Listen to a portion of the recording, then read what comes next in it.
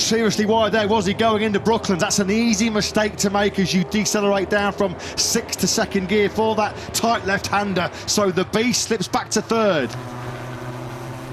He was having a little bit of a sniff there as Bastianini once again outbreaks himself. That's going to put him well and truly under pressure from LAH Spargo. Is going to be all over him like a rash, as red as the factory Ducati 2003 colour scheme that's heading down the straight. Bastianini safe into Abbey ahead of LAH Spargo, but those mistakes from Bastianini saw him lose 0.6 of a second to Bagnaia on that second lap. Yeah, is he just suffering with a full fuel tank here? It's going to get worse for the sprint winner yesterday. In fact, LAH Spargo does indeed dispense of the Italian, and now on the inside comes 93 Marc Marquez. Got to be careful here.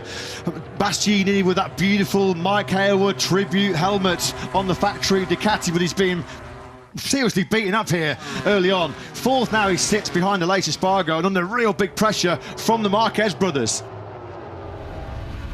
Riding on board at the moment with the reigning world champion as Jorge Martin continues to nibble away at the gap. He gained 2/10 on the previous lap, 59.0 versus a 59.2 for Pecco Bagnaia. Halfway around this lap, he's gained another 10, so that early threat that we saw of Bagnaia potentially streaking off into the distance when Bastianini lost 2nd place has at least been quelled for now, as we now ride on board through Chapel Corner, the left-hander, which leads us onto the hangar straight, and a 0.6 of a second gap behind us, or behind LAH Spargo. Bastianini still not exactly making much of an indent on the trio ahead of it.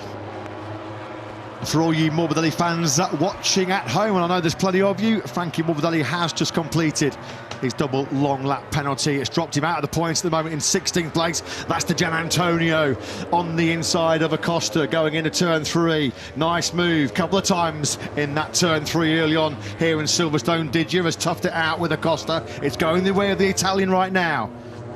Gian Antonio, you can just see there at the back of your picture how quickly he's dropped Pedro Acosta, having had a fairly frantic early battle with the Spanish rookie. On that last lap, Didier did a 1:59.223, and immediately he's been able to streak away by over a second to Acosta, who's suffering early on here on the Gas RC16 machine, and potentially suffering very, very quickly in terms of an assault from the Gian Antonio will be Alex Marquez. In fact, it is, just as we were talking about it, he just slides on the inside of Alex, although he's going to run in, well, that's going to be close. On the inside he had for the entry to Vale, and as they start attacking towards Club Corner. You are a winner, stand tall, be proud, in the face of doubt, you shout it loud.